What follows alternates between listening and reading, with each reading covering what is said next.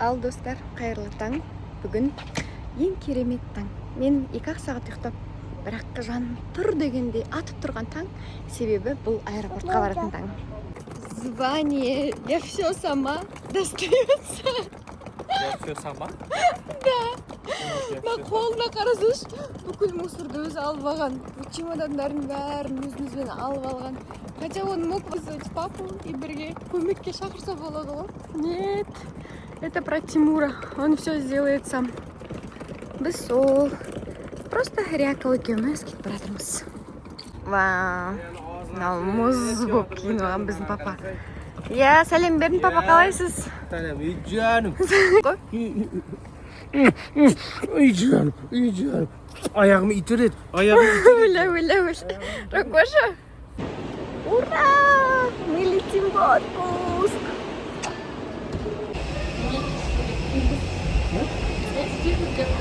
Ягода малинка, о. Да, болмайды. Ну что ж, welcome to Sharm el-Sheikh. Мы в Египте. Телефон во всех. Стробот кушать. Мынау біздің отельдің ресепшені. В этот раз выбрали Rixos. Бізде вообще 3 Rixos бар екен мына жерде. Біздікі первая линиядағы Rixos, который сразу өзінің пляжына шығатын. Cheers! Короче, у нас люкс номер с видом на море. Кто рад? Я рада.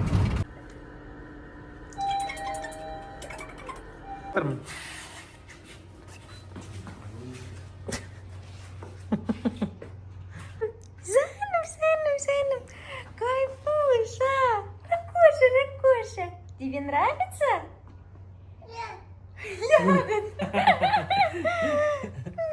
Бетіне жаламыз, да, как? Приветики. Қазір біз ең алғашқы ужинға барайын деп жатырмыз. Я хочу собраться и всегда быть красивой. Өте жеңіл тон жасаймын. Ауыр қатты макияж жасауға желанием жоқ, поэтому прям Диордың стигімен тонымды жасап аламын. И поизучаем тут, как обстоят дела. Если честно, Египетке біз қазір 7,5 сағат ұшып келдік. Алдында вообще 6 сағат еді ғой, қазір енді из-за, знаете, каких причин, военных причин, артта теміржол. Из-за военных причин бізде басқаша маршрутпен ұшады екен, и 7,5 сағат ұшып келдік. В целом перелет аса қиын болды деп айта алмаймын, но енді по-любому баламен қиналасың, если честно. Потому что она вот бәрібір в большей степени хочет быть со мной. Біз аэропорттан түсе сала, Тимур, Шымкенттің ыстығына ұқсайды екен дейді. Кәдімгідей біз енді Балиде влажный ыстық қой, влажный, да, прям Дубайда да сондай влажный ыстық, ал мұнда прям сухой ыстық екен. Соған қас көреміз. Ну, отель, конечно, шикарный, еще біз прям первый берегтан новый соғылып жатқан, әлі де стройки идут кейбір жерлерінде. Содан алдық. Вот. Мен негізі ойлағанмын. Осы поездкада я, наверное, вообще не буду ничего снимать, потому что мен запускты аяқтадым. Я плотненько поработала 2 месяца. Я хочу отдохнуть, 2 месяца, 1,5 месяца. Но как только мені осы YouTube деген идея жандырды, я просто прям өзімді вообще қинап атқан жоқпын, я просто слушаю себя, и я хочу снимать, вот, знаете, менде қазір осындай ощущение болып жатыр. Осы қандай өмірдің заңдылығы дейсің да, не қыласың, мен бетім өте таза, шүкір, тфай, но арасында именно келетін кезде мына жеріме вылез огромный ауыратын прыщ. Кстати, мен уже бүкіл киімдерімізді өзімнің, Тимурдың, Риананың реттеп қойдым. И қазір сразу үтік басқым келіп тұр, үтік басу керек киімдерге. Потому что я не хочу потом каждый день возиться туда-сюда. Блин, я забыла точилку.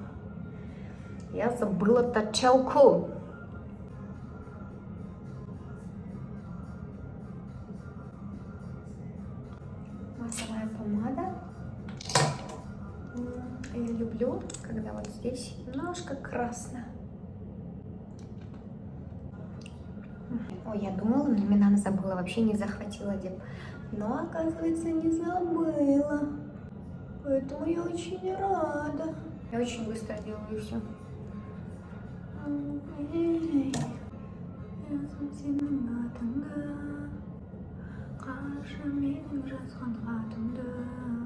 Мне вообще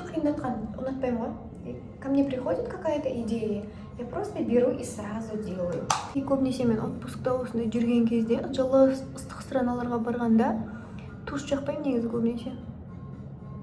По идее, все. Все. Вот мой макияж. Так, шашым маған кішкене ұнап тұрған жоқ, потому что после перелета онша әдемі емес.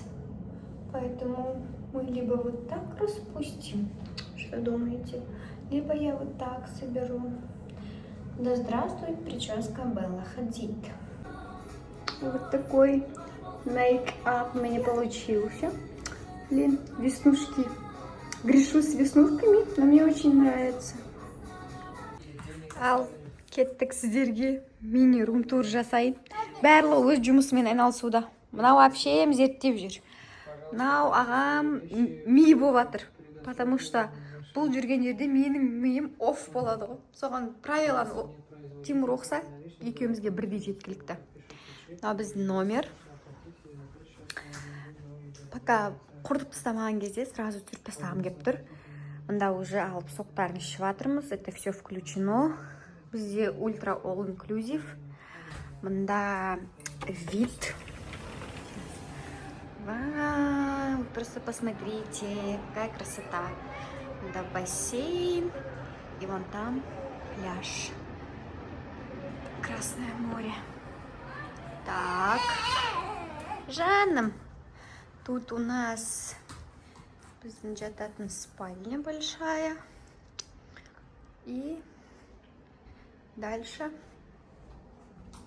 Мында гардеробная. Нам еще сейф бар. Положим все свои ценные вещи. Фундамент. И мына жақта уборная санузел. И вот такая вот красота. Красота, красота, красота. Вау, қандай брендтікі? Ой, ешқандай бренд емес секілді, өздерінің секілді ғой. Я дамала Лакситан во время десем. Блин, как будто YouTube прям мой формат. Я хочу все время снимать, снимать и снимать. Блин, GoPro алам өзіме. И сейчас хочу сразу же показать свою косметику. Немен қолданамын. Кстати, мен всегда бүкіл нәрселерімді осындай пылинкалар деймін. Еді өзі осындайларға салып жүрген жақсы көремін. Мында мои резинки, мында тағы бір нәрсе, мында мои бижутерия, мынаның ішінде бижутерия, мынаның ішінде косметикам тұрды. Так, вот. Қазір менің тоным это Dior, мындай стик форматында. Маған өте қатты ұнады. Если честно, вот топ. Өте жеңіл, ана қолыңды бұлғамайсың, аласың да, сосын кете бересің. Сосын что? Сосын контур менде вот жады. Одан кейін пудра менде Givenchy, румяна менде рассыпчатый түрі тоже Givenchy, румяна еще плюс менде Road бар и Charlotte Tilbury'дің тоже румянасы бар. Румяна көп екен ғой менде. Так, дальше. Бронзер менде вот жаденка бар и мында шиктікі бар. Вот мұны қолданып көрген жоқпын, енді қолданып көремін. Одан кейін у меня кисточки, мындай вот. Өзім особо не үйде 1040 кисточка тұр, мен даже онша особо білмеймін қайсысын қай жерге қолданатынды. Это самый базовый. Мына мен бронзер жасаймын. Мына мен, я не помню даже, что я делаю. А мына мен я наношу хайлайтер. Дальше мен тон, андай плотный тон, вечерний Estee Lauder. Вот это мой тон. Сосын что? Вот это тушь. Вот Дарлингтің тушын қолданамын. Люкс туштардың бәрі маған онша ұнамайды. Дарлингтің тушы маған қатты ұнайды. Прям андай ағып, кәдімгідей өзі бүйтіп түсіп қалады ғой, бүйтіп жағылмайды. Сосын менде осындай әдемі, тоже Charlotte Tilbury'дің несі. Ойбай, қалай дейді? Хайлайтеры. Потом вот этот карандаш для веснушек. Я с ними веснушки сызамын. Мынау Дарлингтің подводкасы. Одан кейін ерінге арналған мынау Зина деген брендтің несі. Ерінге арналған далабы матовый эффектпен. Он бюджетный, мне не сильно нравится, жағам кейде жоқ кезде. Маған Анастасия мен қолданып жатырмын. 8-9 тұрады, и он мне нравится. Он очень не сушит. И одан кейін красный у меня от MAC. Одан кейін карандаш у меня от Larte ма? От Larte дегенмен. Тағана жақта 4 карандашым бар. Гель для бровей Pussy. Спонж от Chic тоже. И это для бровей у меня. Нажағымен сызам, нажағымен тарап жіберем. Міне менің косметикама обзор болды. Я все-таки решила идти с зализанными волосами. Қазір міне осылай крабикпен қыстырып қойдым. Но мына жақта торчать етіп тұрған моменттерді мындай продуктпен бүйтіп жатқызғым келіп тұр. Блин, я кайфую, девочки. Вот это красота.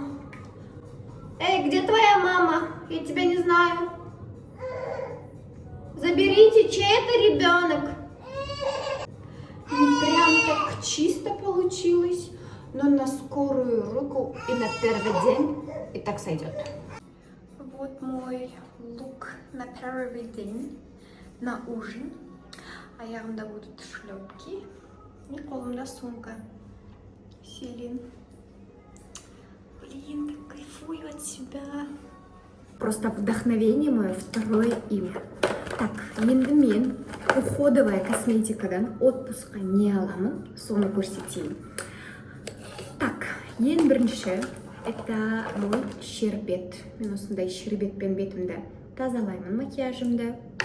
Одан кейін менде умывашка, тоже осындай Дарлингтен. Одан кейін менде тонер. Правда, мына тонердің сырты ыңғайлы да, осылай себе бересің. Но ішіндегі консистенция, ол Шанельді құйып алғам. Маған иісі менің кожама сәйкес келетіні қатты ұнайды. Одан кейін для пучков резиночки. Мынау менің и база под макияжем, и каждодневный легкий крем. Для пучков мен осы дүниені пайдаланамын. Маған өте қатты ұнайды. Менде өзімнің шампуньімді алып алғанмын. Көбінесе маған отельдердегі шампунь аса қатты ұнай бермейді, но мына жақта ұнайтын секілді. Сондықтан мен өзім шампуньімді алып жүремін. Тимур екеуміздің зубная паста, щеткаларымыз. Сосын мынау қызымның шампуньін құйып алғанмын. И қызымның гель для душалары өзімнің. Я хочу очень классно загореть, очень ровно загореть. И вот это мой помощник будет. Это загардың жақсы тұруына, дұрыс тұруына арналған масло. Тоже пшикаешь и загораешь. Oh my goodness. Это что за женщина? Менің total аутфитім. Аяғымда такие каблуки. Жаным. Риананы көтермеймін вообще деп жатырмын. Но эти каблуки капец удобные. Кеттік, жаным. Так, біз ужинға түстік. Сіздерге обзор.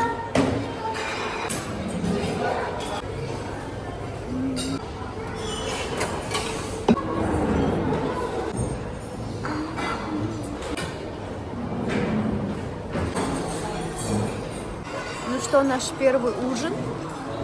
Радует только то, что біз тек өзіміз жейтін нәрселерді ғана алып, реально бәрін жеп қойып, и қазір Тима ішті болып осылай десертпен чай ішіп жатыр.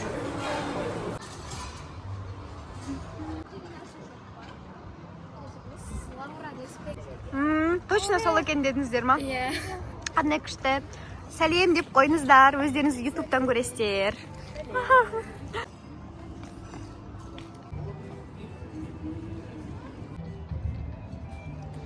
Риана мен өзімнің киімдерімнің бүкілінің құртылуына рұқсат беремін. Андай деген Лаура жоқ. Бір күн кидім, уже все сразу кірге тастау керек.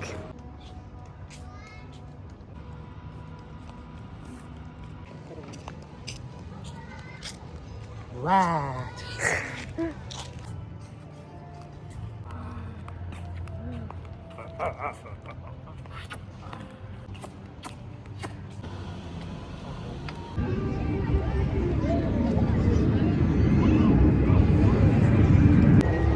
Завтрактан кейін пришли загорать. Қазір Рияко жанында. До этого я завтракала, папасы қарап тұрды. Қазір енді мен Рианамен бірге. Хочу покупаться, полежать, позагорать. Прямо сейчас случилась такая ситуация. И вы өздеріңіз бағаларыңыз беріңіздерші. Это реально стрём? Или мне так кажется просто? Осы жердің, мына жердің бассейннің осы тазалығына анаған қарап жүрген анау қызылда жүрген жігіт мына кісілермен күшті сөйлесіп тұрды да. И сосын барып ана қызыл мына жерге қойып қойған нәрсе бар ғой, мына қызыл жерген нәрсені қойып қойды. И оның ішінде мұзбен жаңағыдай нелер бар. Мұздың ішінде түрлі сусындар тұр. Сол жердегі бір мұзды алды да, и мына қыз бар ғой, подросток. Соның кәдімгі алдын бүйтіп ашты. Имеется соның алдына қараған жоқ, ашып, но мұзды салып жіберді. Типа қазір күн ыстық, хот болып тұр. Типа вот это будет good деген секілді қылып. И барлығы өліп тырқылдап күліп жатыр. А мне это показалось жутью. Типа, а личные границы? Какое имеет право посторонний мужчина, даже если он знакомый, подросток қыздың алып өйтіп денесін ішіне, я, жаңа былай қарағанда интимный жеріне салып жіберуге. Хотя мында футболкада тоже, да, мысалға міне. Но, блин, для меня это показалось стрём. Но родители очень прикольно восприняли это. А больше معانا ليه؟ لبطل ما بيجي مستك.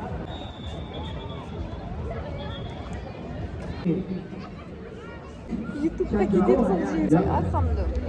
Андай болып тұр. Не мынау? Качество тела и спорта. Шашын көтер. اسمعي. Here we go.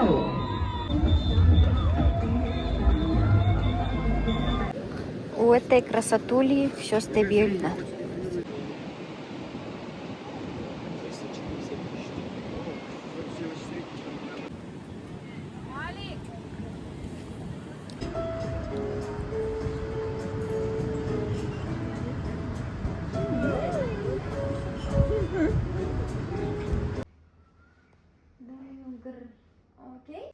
Есейген кезде ешкімнен таяқ жемеп едім. Бірақ осылай нагло, осылай ауыртып мені ешкім ұрған емес.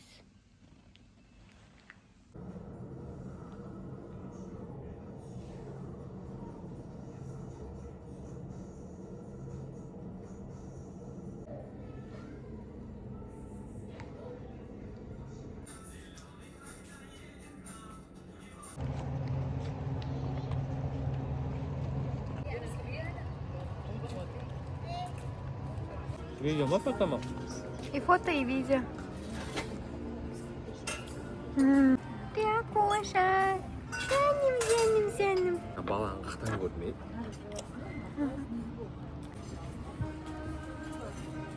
I'm a good girl.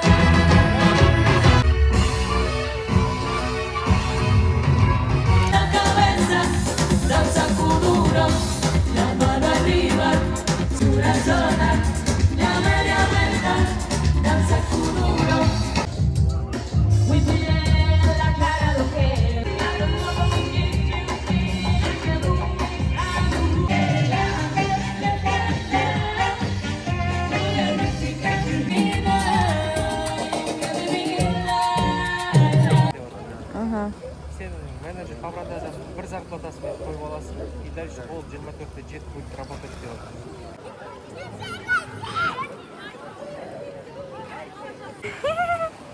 Жаным! Жүруің қайсы? Қайтар кезде неге лист?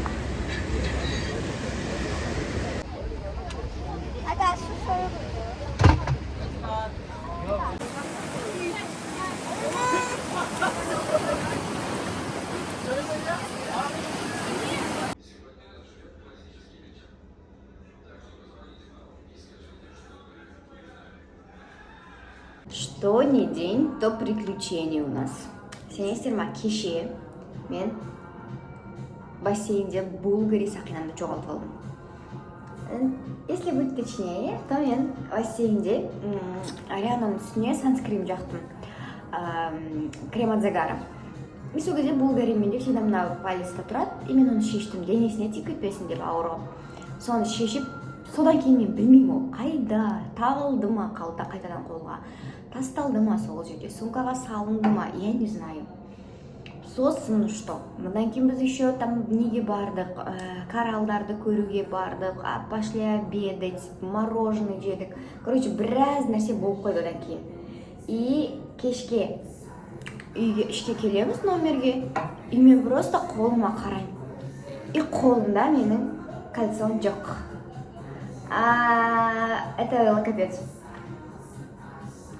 Түсінбеймін, ол қайда кетті деп. Іздейм, и жоқ. Адам Тимурға айттым. Он такой, окей, кеттік. Қайтадан сол бірінші өзіміздің бассейнде отырған жерімізге қарай барамыз. И жоқ. И мен уже ойымша қоштасып жатырмын. Енді мен, значит, 90% сол жерде қалдырып кеткем. Ясное дело, ол жаққа бір сотрудник келгенше даже неше түрлі адамдар да барады. Уже болды ғой, барып отырады деген секілді ше. И белгісіз қалды ма ана жерде, қалмады ма, кім алды, адам алды ма оны, или же сотрудник алды ма, ол жақта камера ештеңе жоқ. И, короче, все. Барамын, іздейміз, жоқ өзіміз. И сол жаққа, сол охрана жүреді, охранаға айтамыз, осындай, мы забыли, осындай, Сақинаны деп түрін көрсетеміз. И бізді ресепшнға жібереді.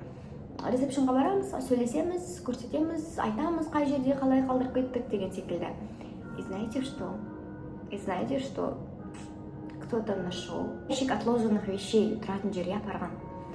Это может быть сотрудник, человек, я не знаю кто. Но қазір біз завтрак ішіп алып, сол жерге барамыз. Блин, я так рада, спасибо. Булгарим өзіме бұйырып тұр екен.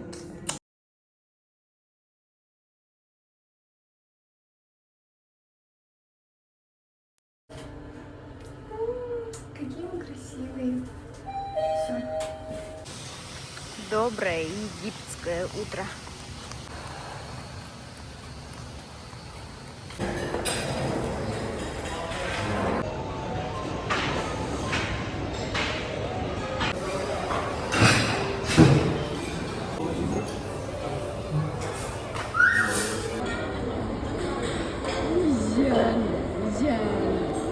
Какуна!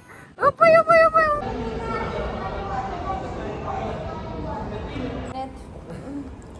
Thank you so much! Ура! Thank you! Спасибо! Табылды. Аурасы таза адам болсаң, осындай болады екен, да, Реально, у меня чистая аура, из-за этого не вернулось мое колечко.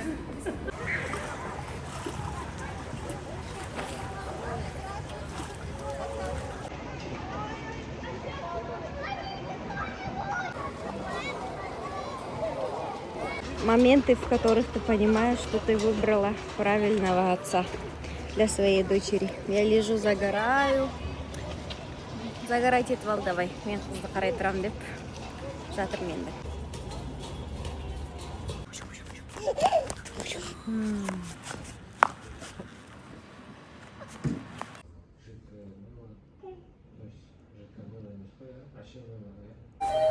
Не помню, какой сегодня день. Я вся такая же красивая, вечно манишка просящая. Китай, заходи. И вечно тянем. Мы просто сейчас лежим на пляже. Я просто лежу и думаю, білмеймін, бұндай ойлардан кейін, ой, там, бірдеңе, шірдеңе, хейтқа слабыйсың ба, деп ойлауларыңыз мүмкін, но маған ойласаңыздар, ойлай беріңіз, мен еттен, сүйектен жаралған адаммын, маған да біреулердің сөздері әсер етеді, иә. И осы кезде түсінемін да, қалай адамдар бір-біріне, танымайтын адамына, ішіндегі өкпе-ренішті, ішіндегі жаман, сасыған дүниені алып жаза салады деп ше. И шын мәнінде біз біреудің жүріп өткен жолының қандай екенін білмейміз. Біз біреудің киген аяқ киімін киіп, оның жолымен жүріп көрмедік та, бірақ бірден бір сөзді айта салуға құмармыз, бірден бір сөзді айта салуға дайынбыз да. И шын мәнінде өзі мықты адам, сенен мықтырақ адам ешқашан сенің енді бастап жатқан жолыңа күлмейді, сенің қылықтарың оны триггерить етпейді. өзі ештеңе жасамайтын адам ғана өзгенің жасап жатқанынан, өзгенің істеген қылығынан жынданады, өзгенің бірдеңелерін ұнатпайды. Және айтады ғой, менің өзім осуждать еткен дүниеге жаратушым мені 15 жылдан кейін алдым алып келіп қойыпты соны дейді да. Сондықтан да осуждать етуге, біреуге бір нәрсені айтуға, жаман дүние айтуға, тем более асықпаңыздар дегім келеді. Имеется в виду, бұл жақта егер жаман дүние айтқыңыз келіп тұрса, жазғыңыз келіп тұрса, сіз өзіңіздің өте төмен деңгейде екеніңізді всегда сезіп, осы нәрсені дер кезінде тоқтата біліңіздер. Потому что прям күшті, прям мен восхищаться ететін қыздың комментарийіне кірсем, там один срач, да, я думаю, қалай адамдар жоқ жерден хейтті тауып алады, жоқ жерден мінді көріп іздеп тауып алады деп. Себебі мінсіз адам жоқ, мінсіз әлемде ештеңе жоқ. Себебі идеальный нәрсе болса, жер болса, мен оны бұл әлемнен жоятын едім деп жаратушының өзі айтты емес па. Түсінгенім, маркетингке, рекламаға, в целом маркетингке шығынды ақша болғанда істейміз деп қарамау керек қой, короче. Сен кәдімгі аренда төлейсің, сен ақша болғанда аренда төлемейсің, сен всегда төлейсің. Ама жоқ төлейсің. Иә, точно так же маркетингке шығынды сөйтіп қарау керек қой. Ақша болғанда емес, всегда. Системно, да.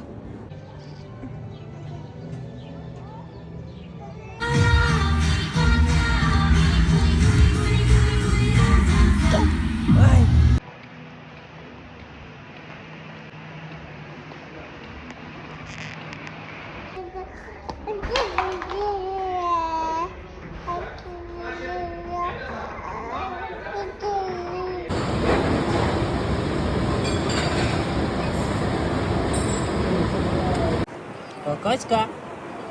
Кокоська. Ема, қызымыз түсіп қойды.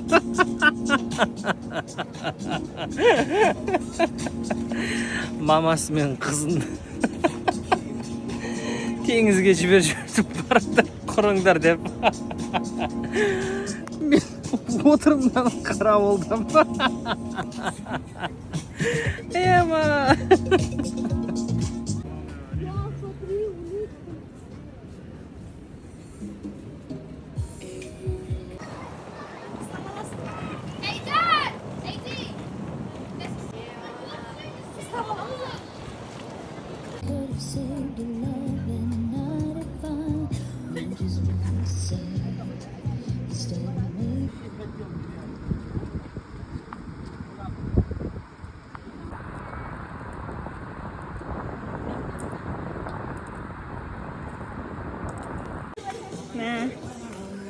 Бүгін уже қайтамыз. Қайтқым келмей жатыр.